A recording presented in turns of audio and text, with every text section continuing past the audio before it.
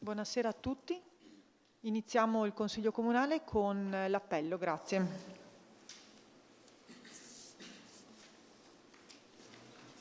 Buonasera a tutti, procedo con l'appello. Sarto Marco. Presente. Montisano Vera. Presente. Perissinotto Nicola. Presente. Zia Paolo. Presente. Canta Elisa, assente giustificata. Di Vece Daniela. Presente. Trevisan Elisa. Presente. Bravin Rachele. Presente. Finotto Alberto Fabio. Guglielmini Pierino. Battistuta Diego, assente giustificato. Tamassieva Risto, assente giustificato. Marchesan Rocco. Boso Arianna, assente giustificata. Boato Giuseppe. Assente. Miollo Carlo. Basolino Antonio.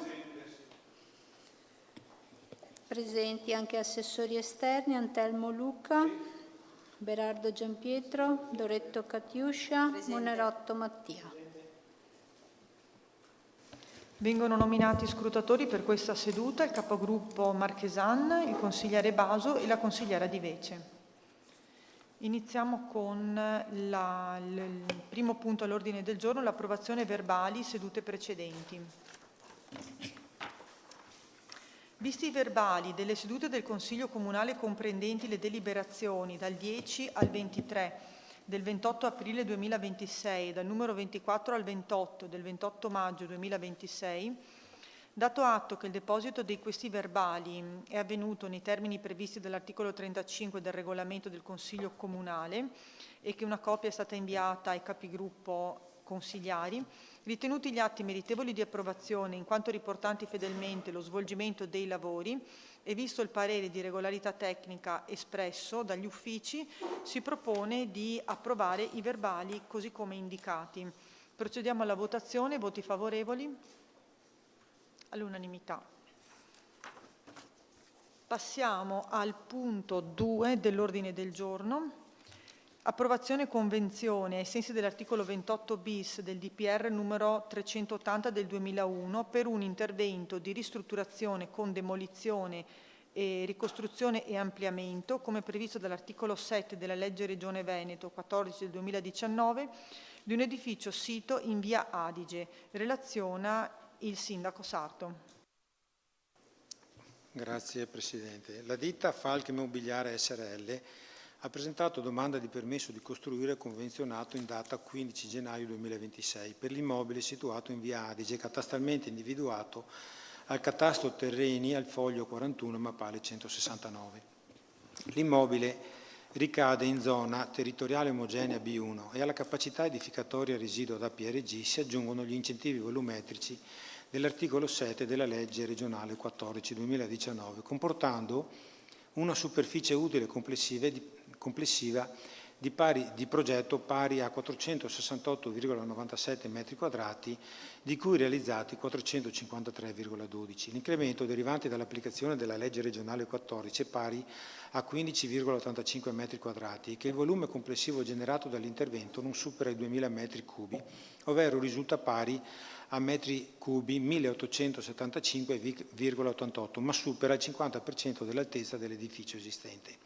L'intervento è soggetto a reperimento, oltre che di parcheggi privati ai sensi della legge 122/89, anche delle aree standard ad uso parcheggio e verde pubblico. L'incentivo è altresì soggetto all'applicazione di quanto stabilito dalla deliberazione di Consiglio Comunale numero 19 del 27 aprile 2023, che ha ad oggetto la determinazione del valore convenzionale del credito edilizio del contributo straordinario per gli interventi in deroga o variante allo strumento urbanistico ai sensi dell'articolo 16,4 lettera d ter del DPR 380 del 2001, atteso che relativamente all'obbligo di realizzare le opere di urbanizzazione conseguenti all'incremento di volume ascrivibile all'incremento di cui alla legge regionale 14/2019 da destinarsi a parcheggio e verde pubblico a fronte della presenza di idonee dotazioni territoriali nelle aree contermini e nell'impossibilità di reperire tali aree in localizzazioni razionali idonee a garantire la corretta fruibilità, risulta più funzionale all'interno dell'intervento procedere alla monetizzazione degli standard stessi secondo quanto previsto dall'articolo 11,5 della medesima norma regionale. La valorizzazione del contributo straordinario stabilita dalla delibera di Consiglio Comunale del 19 del 2023 è calcolata in riferimento alla superficie utile derivante dall'applicazione di legge di Veneto 2050. Pertanto il Consiglio Comunale delibera di prendere atto della domanda di permesso a costruire convenzionato 15 gennaio 2026 con ampliamento ai sensi del piano degli interventi vigente e dell'articolo 7,1.2 della legge regionale 2019, cosiddetto Veneto 2050, per l'immobile situato in via Adige, catastralmente individuato al catasto terreni al foglio 41, mappale 169. 2. Di dare atto che relativamente all'obbligo di realizzare le opere di urbanizzazione conseguenti all'incremento di volume, oltre a quanto previsto al piano degli interventi ascrivibili all'incremento di cui alla legge regionale 14, da destinare a parcheggio a verde nell'impossibilità di riperire tale aree in localizzazioni funzionali ed idonee a garantire la corretta fruibilità, si procede alla loro monetizzazione. Di prendere atto che in virtù di quanto stabilito dalla delibera consigliare 19/2023 è stato quantificato il contributo straordinario sulla superficie utile in ampliamento ai sensi dell'articolo 7, come da medesima determinazione del dirigente del settore delle politiche sviluppo economico, politiche territoriali e sviluppo. 4. Di approvare per le finalità indicate l'allegato schema di convenzione che disciplina l'esecuzione dell'edificio. Quindi 5. Di demandare al dirigente competente gli adempimenti e atti necessari e conseguenti per dare attuazione alla presente deliberazione.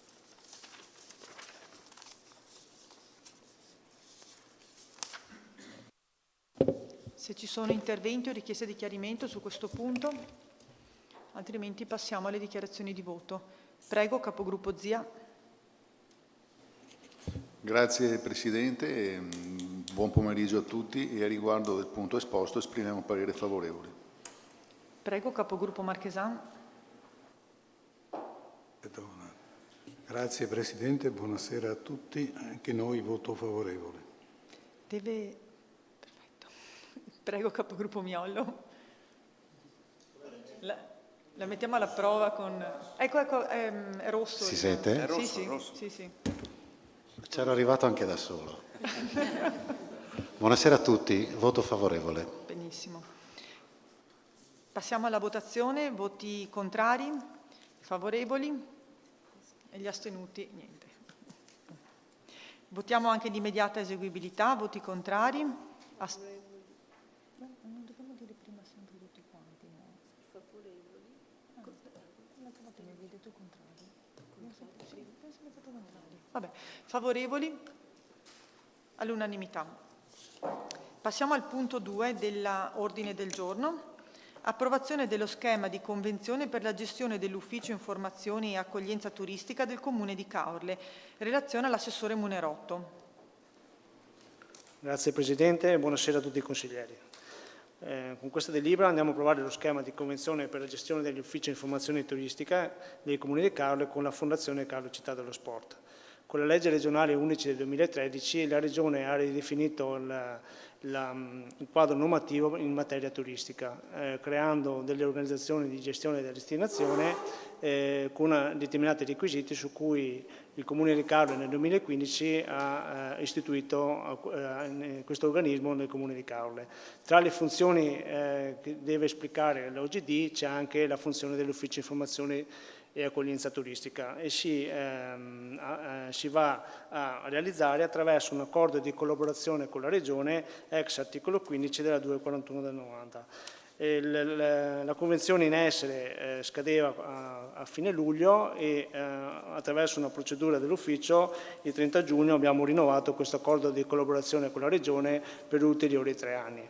Con questa convenzione andiamo anche noi a rinnovare l'accordo di collaborazione e la convenzione con l'ufficio di informazioni e accoglienza turistica con la Fondazione e con questa delibera approviamo la disciplina dei rapporti tenendo conto di tutte le peculiarità e le esigenze. Con l'occasione anche con il lavoro degli uffici, che ringrazio, abbiamo raggruppato tutta una serie di convenzioni che sono stratificate nel tempo, perché la prima convenzione era del 2017, che ha trovato quindi un quadro unitario all'interno di questa convenzione.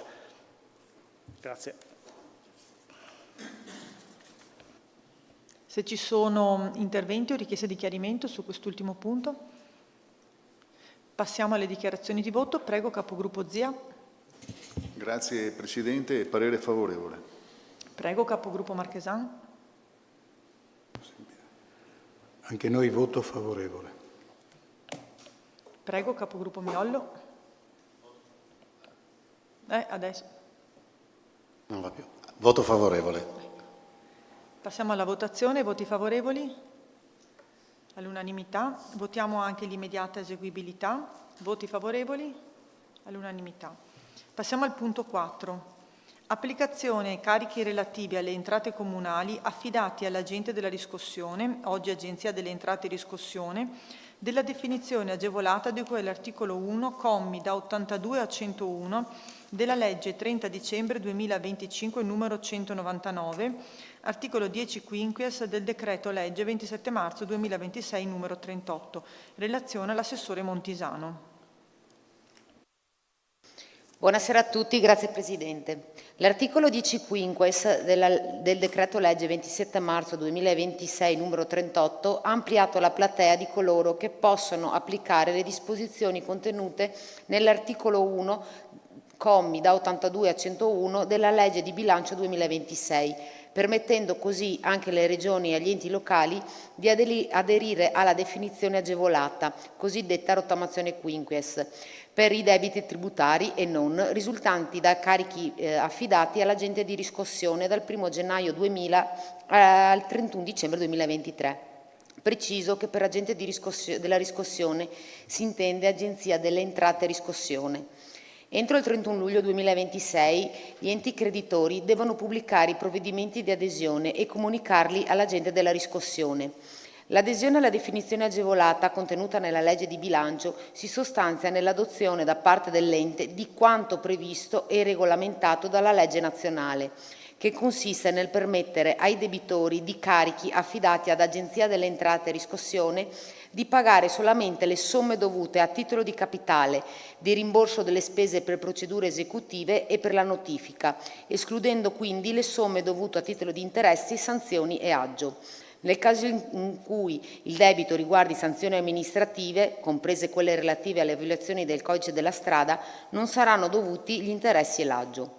La procedura viene integralmente gestita da Agenzia delle Entrate e Riscossione e prevede la messa a disposizione per i debitori a decorrere dal 15 ottobre 2026 delle somme rientranti nella definizione agevolata, la dichiarazione di adesione del debitore trasmessa esclusivamente in modalità telematica tra il 16 ottobre 2026 e il 15 dicembre 2026, il pagamento delle somme dovuti in un'unica soluzione entro il 31 marzo 2027, oppure in massimo 54 rate bimestrali di pari ammontare.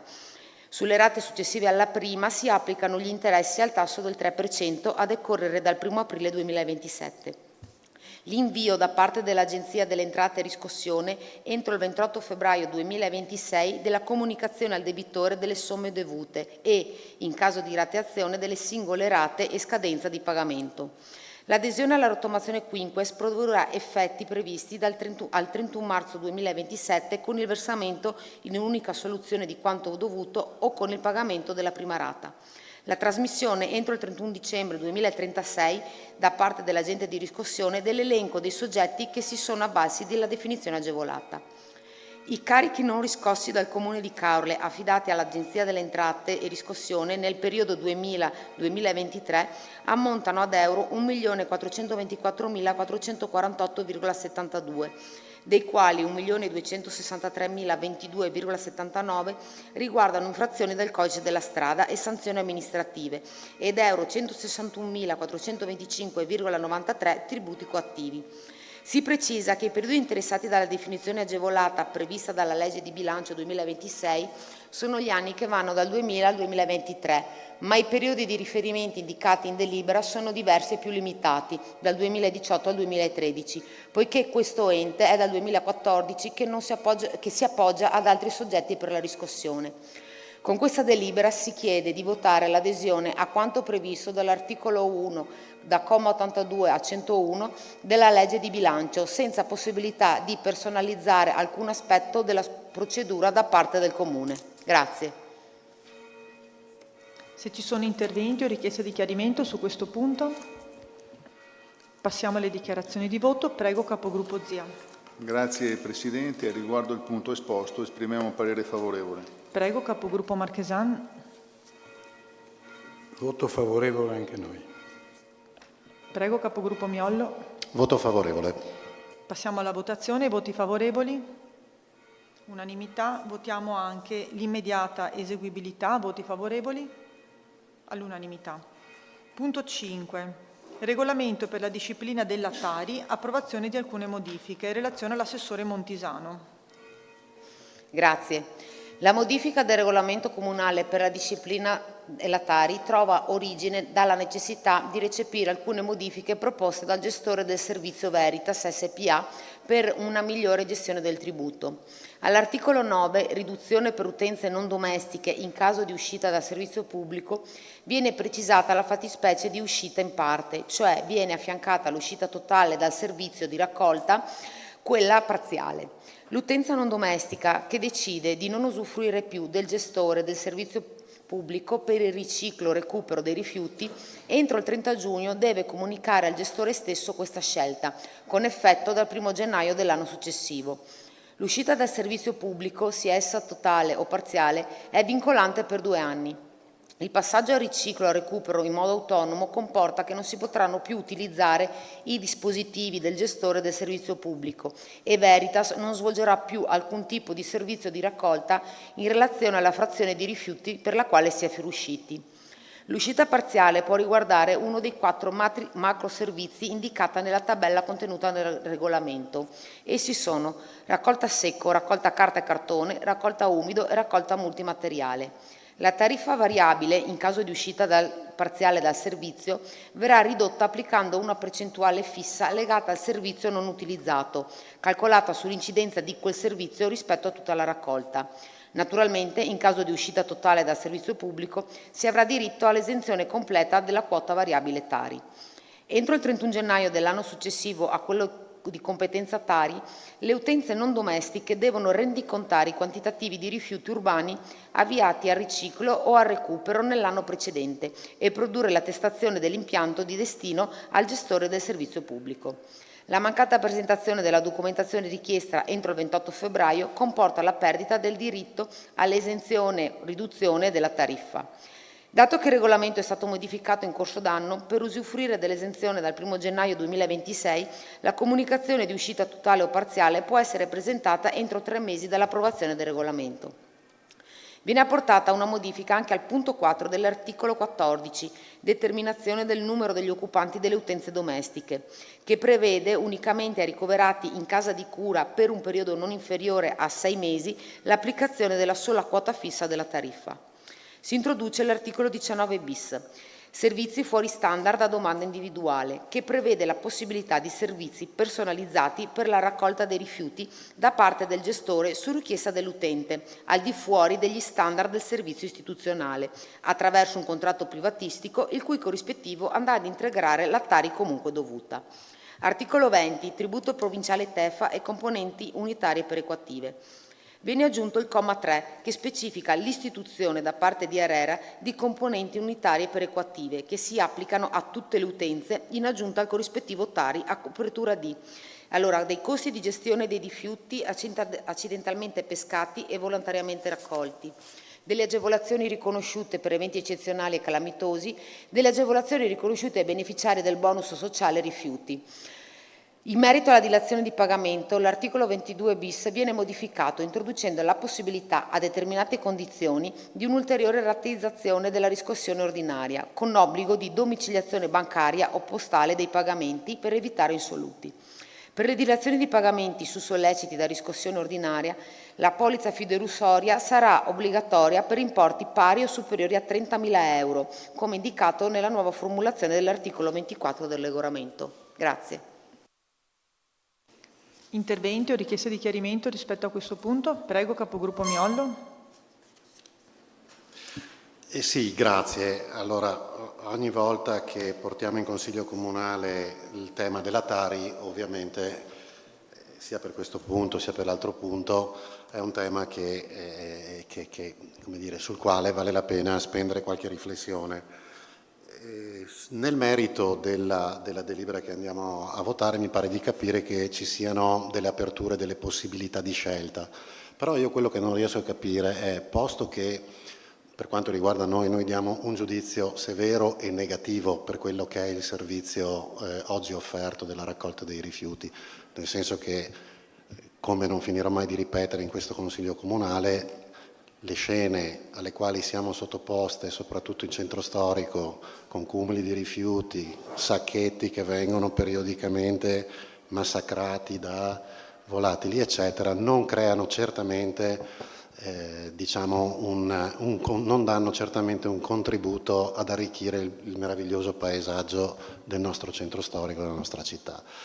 Detto ciò, mi piacerebbe capire anche se ci sono delle possibilità in via alternativa, cioè di usufruire di servizi alternativi a quelli che ci vengono proposti, nel senso che colgo, purtroppo non ero presente in commissione, quindi non ho avuto modo neanche di approfondirla in quella sede, però colgo da questa delibera che si dà la possibilità, come dire, di scegliere, no? Se non ho capito male, l'opzione di rivolgersi ad altri soggetti prestatori di servizio. Allora la domanda che volevo fare a voi era questa: se avete verificato la possibilità effettiva di poter rivolgersi ad altri prestatori di servizio, cioè ce ne sono di come dire, prestatori di servizio a cui è possibile rivolgersi per poter avere anche un'opzione da mettere sul tavolo, da valutare sia in termini di tariffe sia in termini soprattutto di servizio, per avere un servizio migliore di questo. Grazie.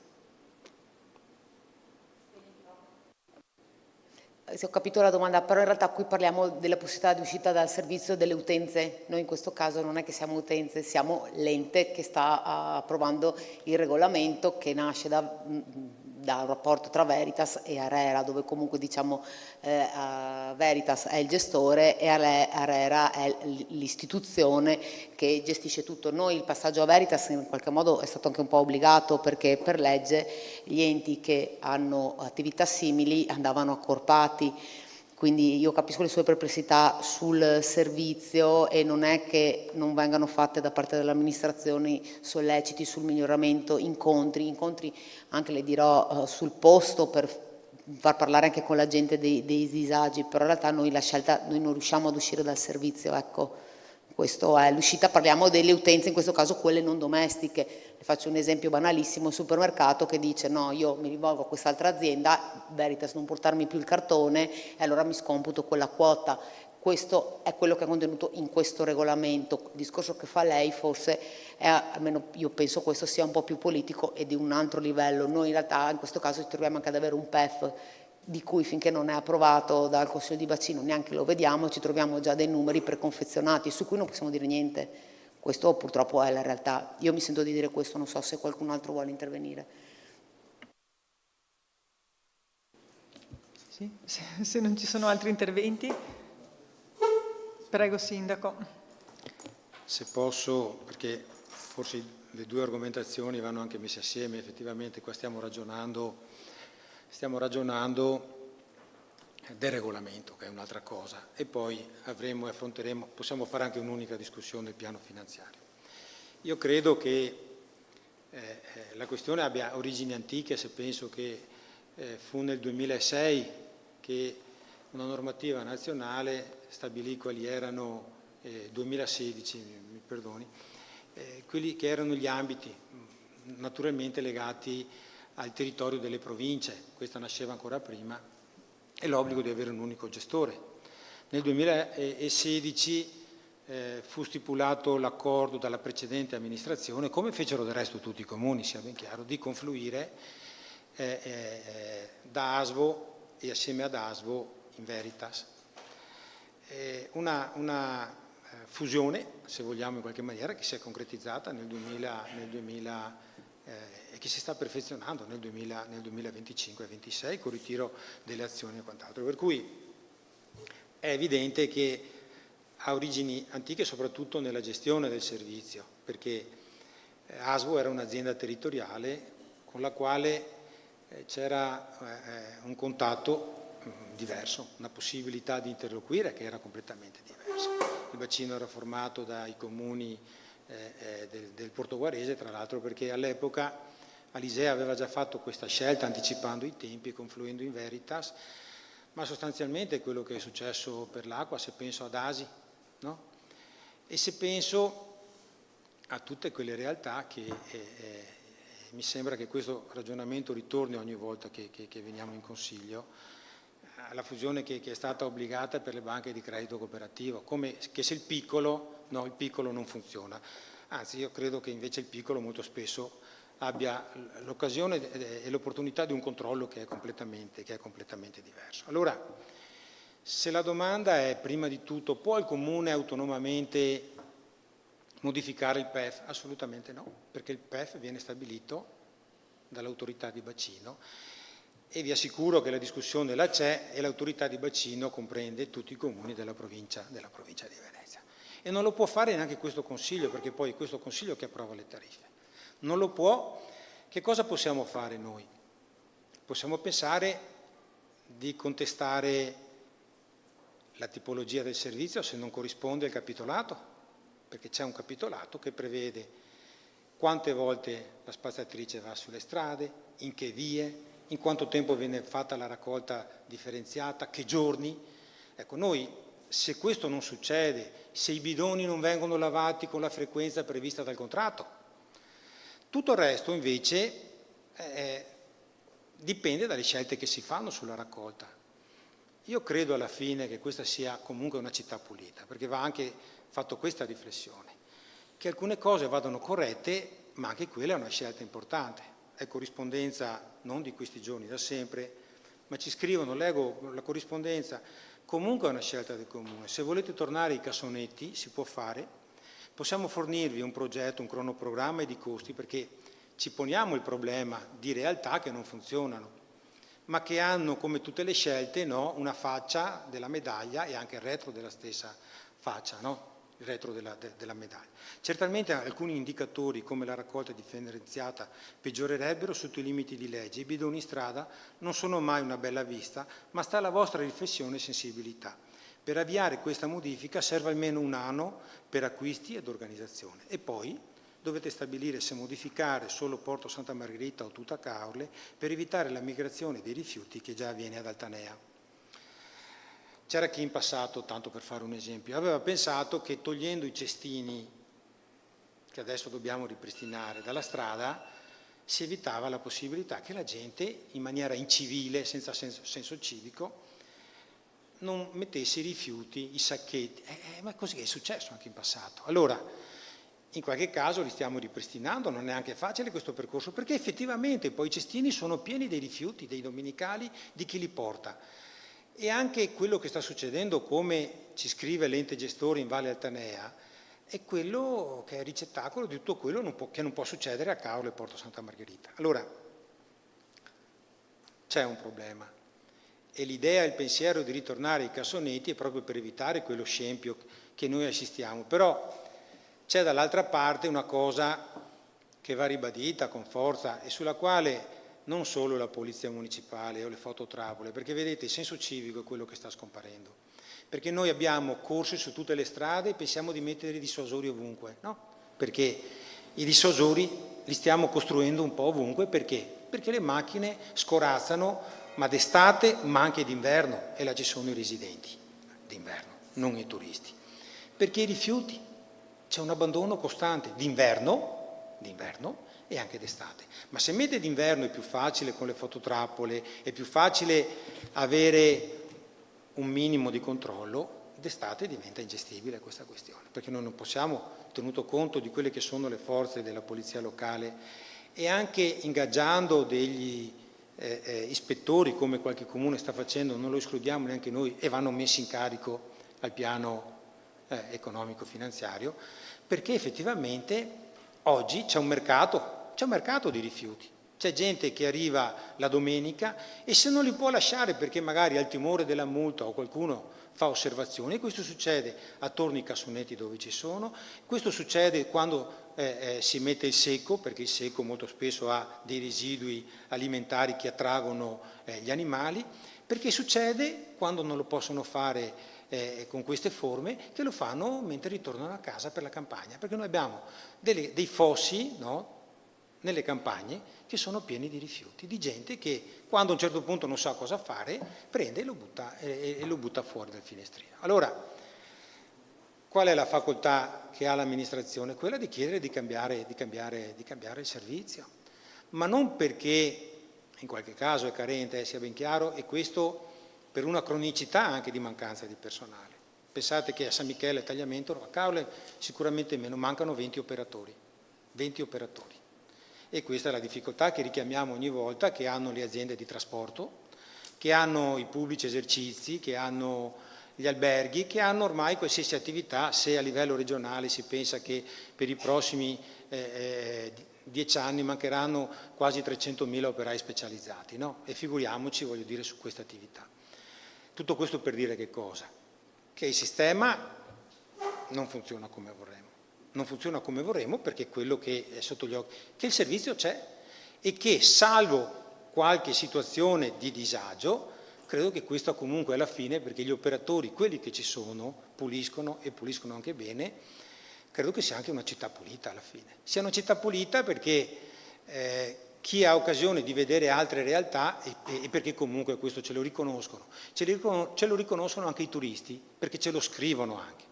Dopodiché ci sono situazioni di disagio dove effettivamente gli animali spaccano i sacchetti, i rifiuti, e là dobbiamo fare una scelta che può anche essere forte, che è quella di ritornare ai cassetti, ai cassonetti con la chiave, però succede anche oggi dove c'è l'umido e la gente non ha la chiave, ciappa e mette là, lo abbandona letteralmente in mezzo alla strada. Succede perché i turisti che hanno una raccolta differenziata ma si fermano il fine settimana, ma quella della carta è magari di martedì, anche questo succede. Non sarà di facile soluzione, né per Caorle, né per San Michele e Tagliamento, né per Eraclea, né per Jesolo. Venezia hanno una situazione leggermente diversa perché si sono organizzati in maniera diversa, li portano fuori il mattino, o addirittura l'operatore, però ci deve essere una persona a casa, perché abbiamo verificato che suona il campanello, ci deve essere una persona a casa, suona il campanello e gli dà il sacchetto dei rifiuti. Per cui, considerata la varietà del territorio, io non escludo che è un esperimento, perché la richiesta è stata fatta proprio in questo senso, ad esempio in maniera particolare per Porto Santa Margherita, perché soffre forse più di Caorle questa situazione di degrado ed abbandono con sacchetti, perché la stanzialità è naturalmente, certo che vuol dire per alcuni aspetti fare un passo indietro, vuol dire una minore percentuale di differenziata e bisognerebbe testarlo. L'esperienza fatta su Duna Verde e Valle Altanea è quella dell'abbandono, della migrazione dei rifiuti, cioè da Caorle a Porto Santa Margherita prima, quando non c'era il porta a porta, da Porto Santa Margherita a Duna Verde e adesso a Valle Altanea. Questa è la situazione. Allora, l'amministrazione può controllare, prendere il capitolato, no?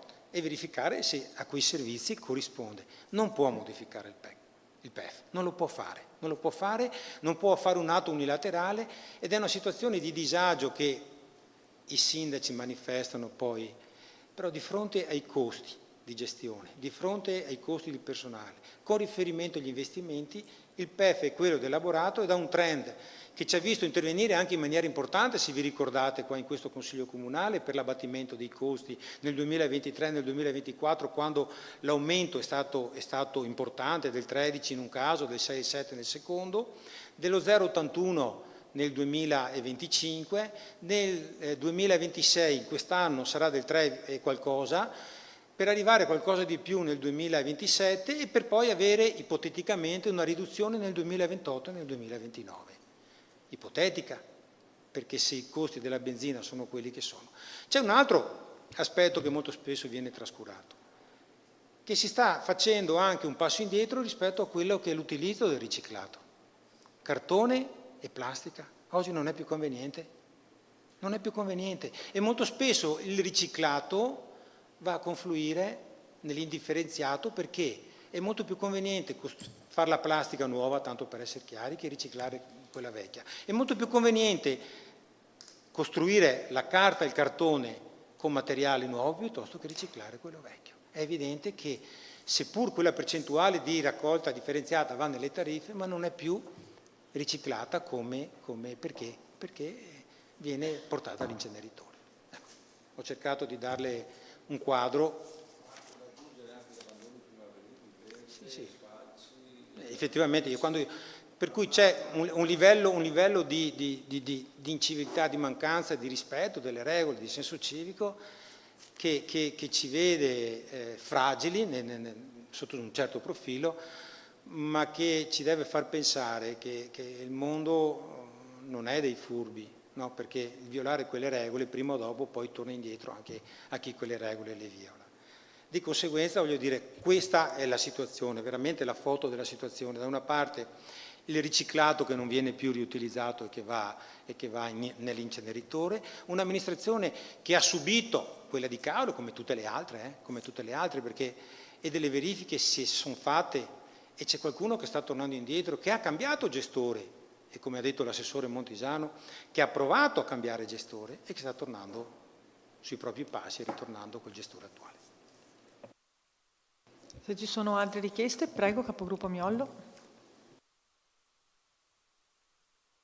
Ecco, no, allora, grazie, così approfitto, diciamo, della disponibilità del sindaco, della giunta, per interloquire su questo tema, perché così anticipo un attimino quello che forse verrà fuori sarebbe almeno da me venuto fuori un po' dopo, e anche approfitto della cortesia del sindaco di essere così puntuale nello spiegarci alcuni passaggi che ci fanno capire bene un tema.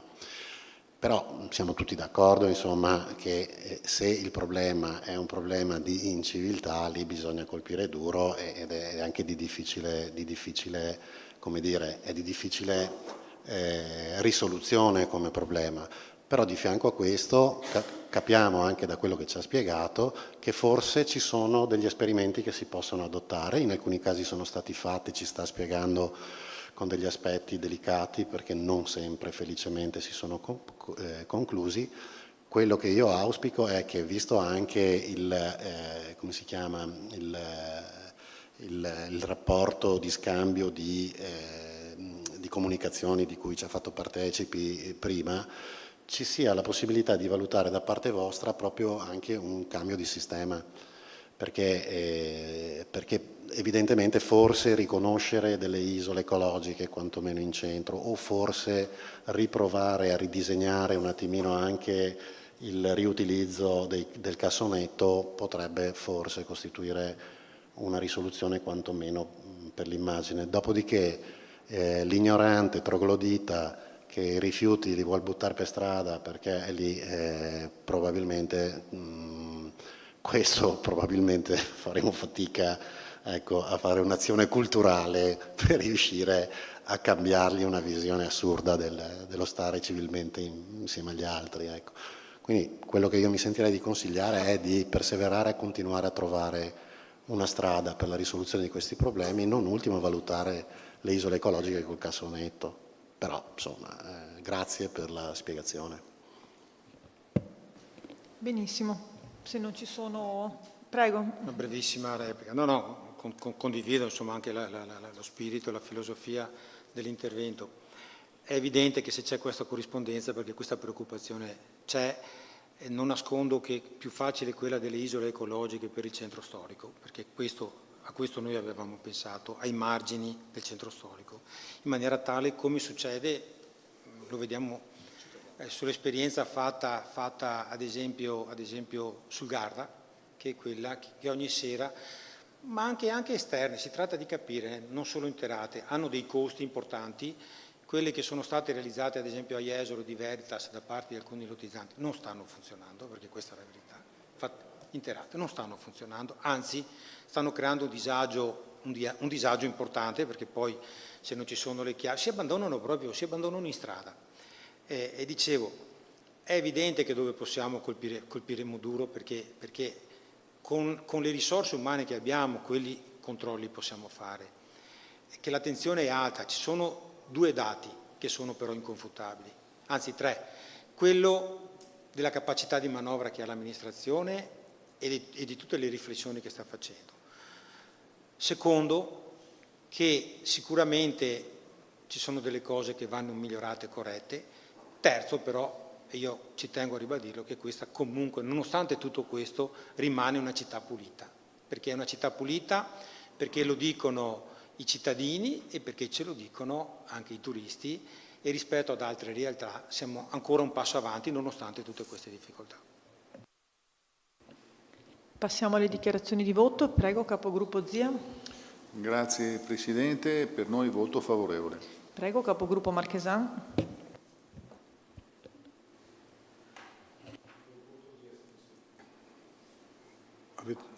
Ripeta pure che... Voto di astensione.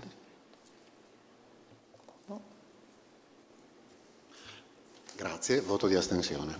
Passiamo alle votazioni. Favorevoli?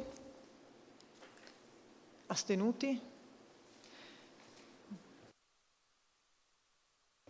Passiamo dunque al punto 6 dell'ordine del giorno. Approvazione delle tariffe della Tari, anno 2026, per il servizio di gestione dei rifiuti urbani del Comune di Caorle, in conformità al piano finanziario 2026-2029, validato dal Consiglio di Bacino Venezia Ambiente con deliberazione del numero 5 del 30 aprile 2026. Relazione all'assessore Montisano. Grazie Presidente. La Tari è dovuta da chiunque possieda o detenga locali o aree scoperte a qualsiasi uso adibiti suscettibili di produrre rifiuti. Il PEF è costruito sulla base dei costi consuntivi riferiti al secondo anno precedente a quello di riferimento, tenendo conto di un aumento tariffario che recuperi i maggiori costi dovuti all'inflazione, ma entro un limite di incremento massimo percentuale da un anno all'altro, secondo quanto previsto dalla metodologia ARERA. La tariffa viene determinata in modo tale da assicurare la copertura integrale dei costi di investimento e di esercizio contenuti nel PEF. Il PEF 2026-2029 è stato predisposto dal gestore del servizio Veritas SPA ed è stato validato dal Consiglio di Bacino con delibera dell'Assemblea di Bacino numero 5 del 30 aprile 2026. Si precisa che il valore del PEF e il valore coperto dalla tariffa sono 2 concetti, valori diversi, poiché se parte del PEF è coperto da entrate di altra natura, queste somme non vanno considerate nel calcolo della tariffa per evitare duplicazioni di entrata. Quindi per determinare le tariffe si è proceduto partendo dal valore del PEF, euro 9.877.242, a cui sono state detratte le seguenti voci: contributo MIUR, euro 4.814,37, Tari giornaliera, euro 24.902,95.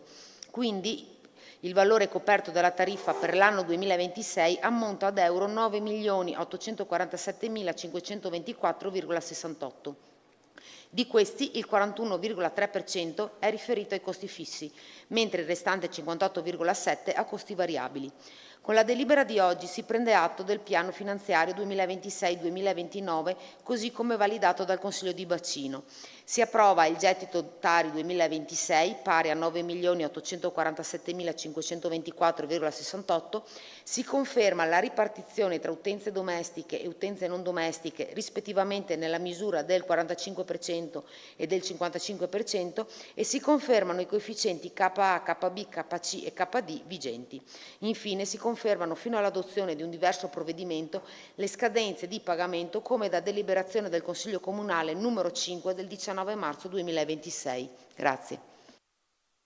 Se ci sono interventi o richieste di chiarimento su questo punto, possiamo passare alle dichiarazioni di voto. Prego, capogruppo Zia.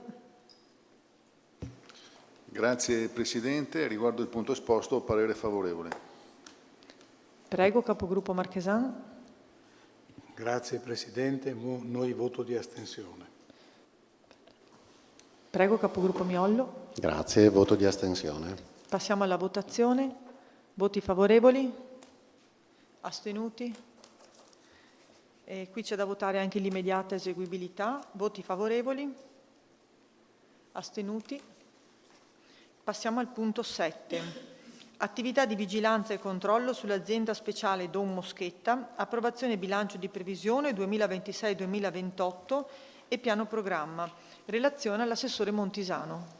Grazie Presidente. Gli articoli 42 e seguenti dello Statuto dell'azienda speciale Don Moschetta disciplinano le modalità di vigilanza, di controllo e di verifica che l'amministrazione deve svolgere sull'azienda stessa. Con deliberazione numero 13 del 15 giugno 2026, il CDA dell'azienda speciale ha provveduto ad approvare il bilancio di previsione dell'anno 2026 e il bilancio pluriennale 2026-2028, aggiornando il piano programma. I documenti e la relazione dell'organo di revisione dell'azienda speciale risultano essere stati acquisiti dall'ente in data 2 luglio 2026 con protocollo numero 24580. Dalla documentazione risulta che ciascuno degli anni 2026, 2027 e 2028 chiuderanno con un risultato netto pari a 0, al quale concorrono le varie attività in misura differenziata. Relativamente alle diverse aree di attività, per il 2026 il risultato economico previsionale risulta essere il seguente. RSA, perdita euro 1.002.396. Servizio assistenza domiciliare, euro 3.381. Mense, perdita euro 22.174, campeggio utile euro 965.579, parcheggi utile euro 36.561, mercato ittico utile euro 40 euro, verde utile 19.009. La Regione Veneto, con delibera di giunta numero 465 del 2024, ha introdotto il modello di sperimentazione triennale del finanziamento a budget degli enti gestori di centri di servizi residenziali per anziani non autosufficienti, che articola gli assistiti su 3 livelli, caratterizzati da un crescente carico assistenziale e dal principio per cui maggiore è l'assistenza sanitaria e sociale e maggiore il contributo regionale. Per l'anno 2026 l'ASL 4 non ha formalizzato il budget per la gestione delle impegnative di residenzialità, quindi per il centro di costo RSA si è proceduto a ridurre del 15% la previsione degli introiti, dato l'andamento delle impegnative di residenzialità rispetto al 2025.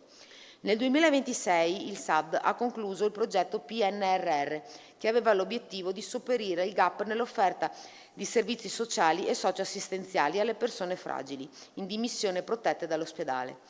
Per il campeggio il budget dei ricavi è stato predisposto partendo dai ricavi 2025, mantenendo il trend delle presenze, ma considerando per tutto l'anno i prezzi approvati nel 2025 e l'inserimento in listino dei nuovi servizi offerti dal nuovo nucleo di glamping. Il budget dei parcheggi è stato aggiornato data la nuova area ex Messico e la riattivazione dei parcheggi del pronto soccorso.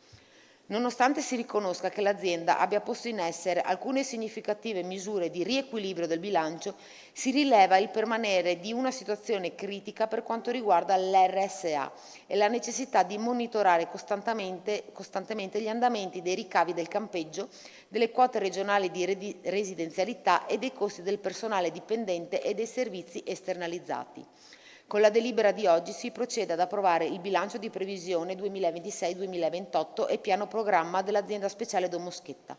Inoltre si raccomanda di compiere ogni altro ulteriore sforzo per l'ottimizzazione di costi di gestione della RSA e per la riduzione del disavanzo economico. Grazie. Interventi o richieste di chiarimento? Prego, capogruppo Miollo.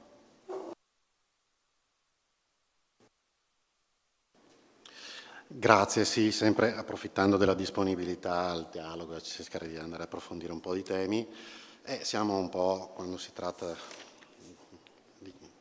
di parlare di Don Moschetta, siamo sempre un po' le solite, nel senso che la richiesta è quella di avere un aggiornamento rispetto, cioè se ci sono stati fatti dei passi in avanti rispetto a quello che più volte abbiamo condiviso in questo Consiglio Comunale, cioè la necessità di individuare un'area nuova dove collocare una nuova struttura, da un lato, cioè se su questo l'amministrazione sta facendo dei passi in avanti, e poi se vengono previste per arrivare ad un equilibrio di bilancio delle ulteriori aumenti di tariffe sia da parte degli utenti della casa di riposo che da parte della vendita dei servizi del campeggio.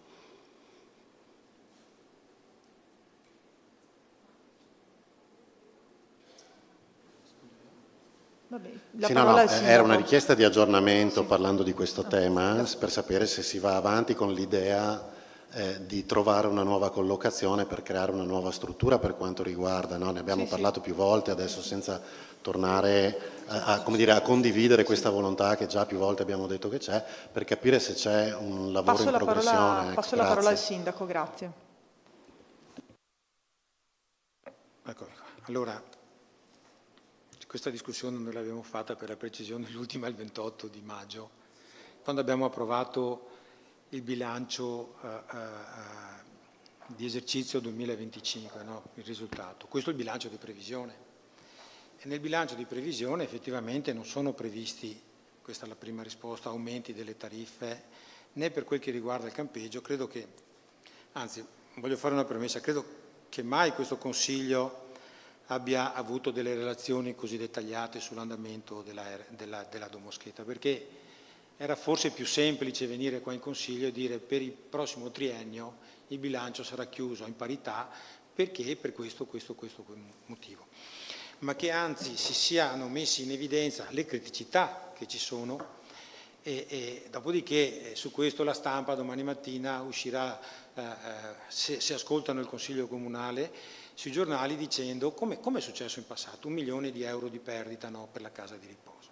Allora, il bilancio è un bilancio, come è stato detto, comprensivo, che tiene conto di un'azienda che ormai è una multiservizi e per la quale per singolo centro di costo noi poi dovremo arrivare nel tempo ad un pareggio. Ora, questo per dire che cosa? Che questo, qua noi approviamo il bilancio di previsione. Il bilancio di previsione è un'ipotesi, anche se fatta oggi, che siamo nel mese di luglio, ma che tiene conto di tutta una serie di ragionamenti, di riflessioni, anche dell'incertezza, perché è evidente che quando si ragiona su quelle che sono le impegnative della Regione e su quello che la Regione può dare, non è che il futuro sia proprio così roseo. Faccio un esempio, tra le cose l'assessore Giacinti ha invitato le amministrazioni comunali della città metropolitana e ci ha chiesto di che cosa hanno bisogno i comuni. Io ho fatto una semplice richiesta, di questo abbiamo bisogno, dell'assistenza sociale, dell'assistenza a chi ha delle fragilità. Noi abbiamo dei ragazzi, delle famiglie che sono in estrema difficoltà e sulla quale non ci sono risorse da dare per queste famiglie. E lo stesso vale per le case di riposo. In passato si è anche fatta una certa preferenza, in maniera molto chiara, per le aziende di trasporto, che non riguardava sicuramente la provincia di Venezia. A scapito della provincia di Venezia molte risorse sono andate a Vicenza, in maniera particolare a Verona, perché sappiamo anche da dove gli assessori regionali evidentemente venivano fuori. Però questo è successo. E allora, alla richiesta di che cosa hanno bisogno i comuni? Hanno bisogno che se una famiglia ha un ragazzo con delle fragilità o ha una persona con delle fragilità, di avere quell'assistenza che gli merita, gli spetta. Hanno bisogno che le impegnative non siano tagliate costantemente, per cui sotto questo aspetto non siamo in grado di garantire nulla, perché se la Regione domani mattina dice mi fermo perché non ci sono più risorse, ci fermiamo tutti. Allora, rispetto alle tariffe, ribadisco la risposta, non sono previsti aumenti. Rispetto al bilancio, un bilancio previsto in termini di chiusura a pareggio, non sappiamo naturalmente cosa succederà da qua, ma insomma siamo, ripeto, a metà dell'anno. Rispetto invece a quelle che sono le prospettive, ecco, io credo che almeno entro la fine dell'anno prenderemo delle decisioni importanti perché abbiamo sul tavolo diverse soluzioni. Quella che è stata detta, no, di una nuova struttura, quella anche di una coprogrammazione con enti terzi. Non dimentichiamoci che sempre più le nostre RSA non sono più nostre. Le nostre RSA sono e stanno in piedi, almeno per il momento, perché ci sono dei contributi pubblici che impongono una gestione che è una gestione non più legata al territorio, cioè dobbiamo scordarci quella casa di riposo dove si andava dal sindaco a chiedere il posto, no? Tanto per essere chiari, perché 30 anni fa questo succedeva, andavo dal sindaco e dicevo mia mamma, mia sorella, chi ha bisogno può essere messo in casa era la casa di riposo della città di Caorle. Oggi è la casa di riposo di proprietà della Don Moschetta, che ha l'obbligo di rispettare le normative a livello regionale e mandamentale, e che ti dice c'è una graduatoria, se siamo al 40 potremmo arrivare al 70% di ospiti che non sono di Caorle. E anche là va fatta una riflessione attenta. Le nostre tariffe sono comunque tra le più basse nonostante l'aumento che è stato fatto, e qualcuno potrebbe dire anche in base ai servizi che vengono offerti, e certo che sì, perché se no li avremmo aumentati, anche se la qualità del nostro servizio è buona, ma è buona per una struttura che ormai è obsoleta, che è vecchia e che non ha più gli standard che la norma e che le esigenze attuali ce lo chiedono.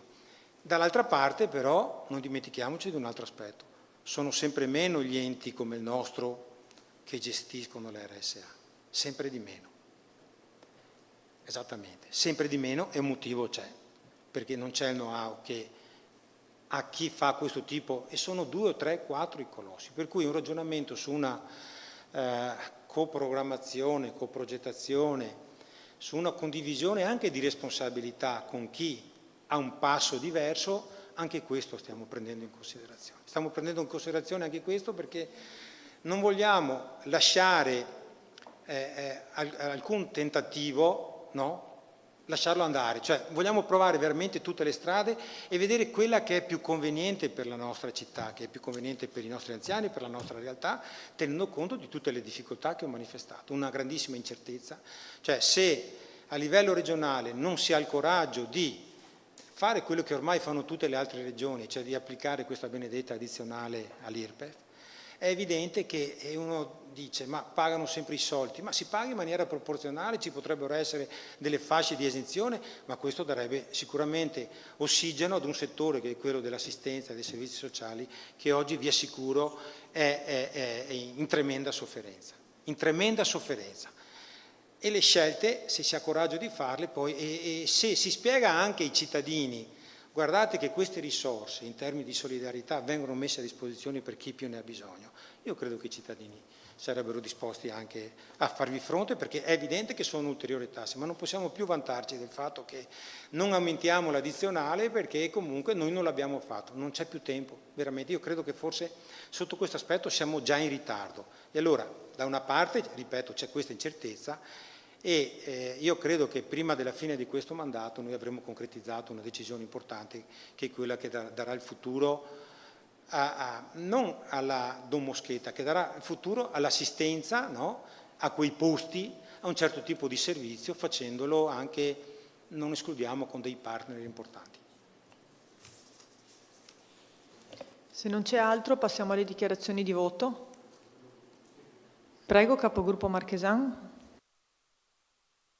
Volevo chiedere, Sindaco, una cosa. Quest'ultima frase mi ha un po' turbato.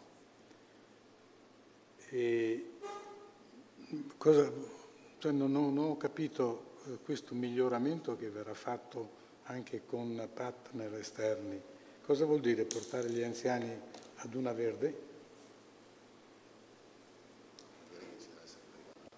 Se la domanda è portare gli anziani in Duna Verde, adesso non si possono portare gli anziani a Duna Verde perché là c'è una struttura di proprietà dell'INAIL, e questa struttura di proprietà dell'INAIL sarà aperta nel 2027-28, perché non lo sappiamo, prima della fine del mandato di questa amministrazione. No, io ho detto molto di più.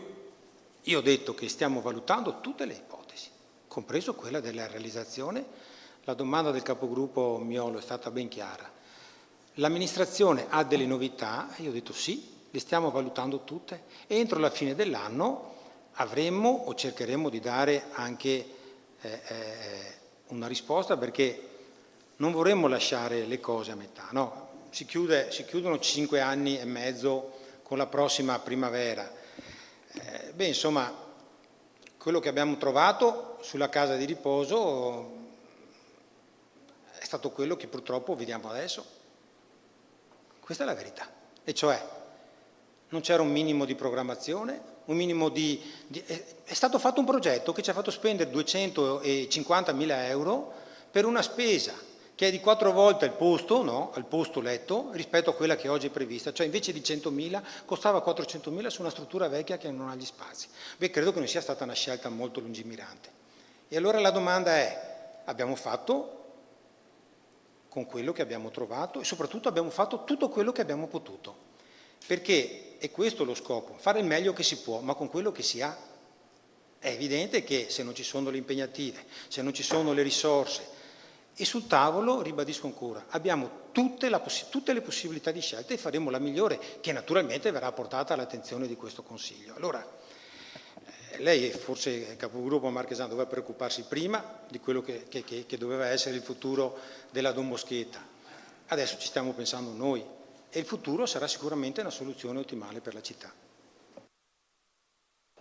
Ci sono altri interventi? Passiamo alle dichiarazioni di voto. Prego, capogruppo Zia. Grazie Presidente. Riguardo il punto esposto, parere favorevole. Prego, capogruppo Marchesan. Riguardo al punto esposto io esprimo parere contrario. Prego, capogruppo Miollo. Grazie, voto di astensione. Passiamo alla votazione. Voti favorevoli? Contrari? Astenuti? Qui c'è da votare anche, non c'è da votare la immediata eseguibilità. Possiamo passare al punto successivo. Variante al documento unico di programmazione 2026-2028, assestamento generale di bilancio per gli esercizi 2026-2028 e ricognizione sul permanere degli equilibri di bilancio. Relazione all'assessore Montisano. Grazie Presidente. Dall'analisi dei fabbisogni ed in relazione all'andamento di gestione e dell'attuazione degli obiettivi, oltre che dalle priorità indicate dall'amministrazione, è emersa la necessità di apportare alcune variazioni al bilancio di previsione finanziario 2026-2028. Per il settore tecnico, in merito alle spese in conto capitale si stanziano euro 200.000 per la riqualificazione di Piazzale Portesin, euro 106.000 per incarichi professionali, euro 15.000 per l'acquisto dotazioni dei Vigili del Fuoco, euro 3.000 per l'acquisto di dotazioni per il mercato ittico. Per quanto riguarda le spese correnti si procede a destinare euro 115.000 per incarichi professionali. Per il settore politiche territoriali e sviluppo economico si rende necessario adeguare le uscite per la restituzione di oneri per euro 100.000 per allineare il capitolo alle previsioni di richieste, mentre per le spese correnti si procede a stanziare euro 92.000 per maggiori spese di interventi di bonifica ed euro 20.000 per incarichi professionali. Inoltre si rende necessario allineare le previsioni di costo del servizio di igiene urbana alle previsioni del PEF adottato dal Consiglio di Bacino e approvato oggi dal Consiglio Comunale per euro 436.500 più euro 160.000 per il riversamento delle componenti perequative Tari a seguito dell'istituzione della componente UR3 a copertura dei bonus sociali. Per le spese in conto capitale del settore finanze si destinano euro 40.000 per l'acquisto di hardware, mentre per le spese correnti si destinano euro 46.000 per servizi informatici ed euro 13.000 per aggiornare la previsione dei rimborsi dei tributi all'andamento delle richieste. In base all'andamento vengono anche aggiornate le previsioni di entrata IMU e addizionale IRPEF, rispettivamente per euro 100.000 ed euro 30.000 per il triennio. Per il settore servizi alla persona si procede a recepire i maggiori trasferimenti della Regione Veneto per euro 87.490 relativi al trasporto pubblico locale, che poi andranno girati alla città metropolitana, oltre ad IVA per euro 8.750, quest'ultima a carico dell'ente. Inoltre, in conseguenza ad una redistribuzione ed aumento del budget relativo ai contributi alle manifestazioni turistiche, si procede a stanziare euro 47.500. Per il 2027 e il 2028 si stanziano euro 60.000 ciascun anno per incremento del trasferimento alla Fondazione Carlo Città dello Sport. La presente variazione di bilancio viene finanziata con utilizzo di avanzo disponibile per spese correnti per euro 207.000, avanzo disponibili per spese in conto capitale per euro 144.000, avanzo vincolato per spese correnti per euro 279.855,33 e avanzo vincolato per spese correnti per euro 40.000, oltre che con il recepimento degli incrementi di entrata e con gli spostamenti tra capitoli di spesa, in tutto in base all'andamento della gestione.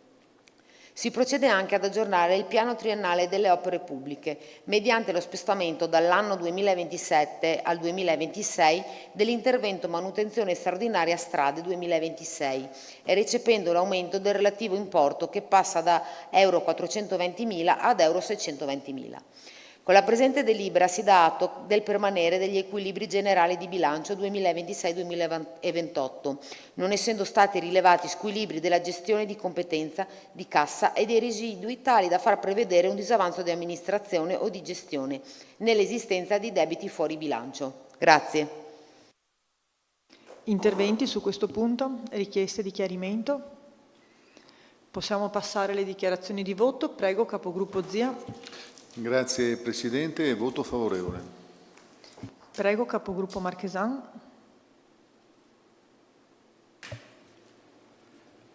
Voto di astensione. Prego, capogruppo Miollo. Grazie, voto di astensione. Passiamo alla votazione. Voti favorevoli? Astenuti? Votiamo anche l'immediata eseguibilità. Voti favorevoli? Astenuti? Passiamo ora all'ultimo punto all'ordine del giorno, approvazione ordine del giorno avente ad oggetto revisione della disciplina sull'origine doganale dei prodotti agricoli e alimentari. È arrivato a questo Comune una richiesta di approvazione di ordine del giorno da parte di Coldiretti, che ha promosso una petizione volta a modificare la disciplina sull'origine doganale dei prodotti agricoli e alimentari al fine di rafforzare la tutela del Made in Italy e garantire la trasparenza ai consumatori. In particolare, visto l'articolo 60, paragrafo 2 del Codice doganale dell'Unione, praticamente i beni che subiscono l'ultima trasformazione o lavorazione sostanziale o economicamente giustificata in un paese ne acquistano sostanzialmente il titolo di made in quel particolare Stato, no? E quindi questo articolo consente di stabilire una nazionalità economica di queste merci scambiate nel commercio ed è destinato in particolare all'applicazione uniforme di una tariffa doganale. E quindi, in considerazione del fatto che non sono ancora state attuate e elaborate comunque delle regole specifiche univoche per determinare l'origine doganale dei prodotti agricoli e alimentari, che sono una serie di prodotti ancora diversi e autonomi rispetto a quelli a cui fa riferimento il codice doganale, ma queste norme, in base all'ultimo paese di produzione, sui prodotti agricoli però generano disorientamento rispetto al luogo di origine, all'individuazione del luogo di origine, e quindi Coldiretti ritiene che questa confusione praticamente crei una mancanza di trasparenza rispetto al consumatore per quel che riguarda il prodotto agroalimentare.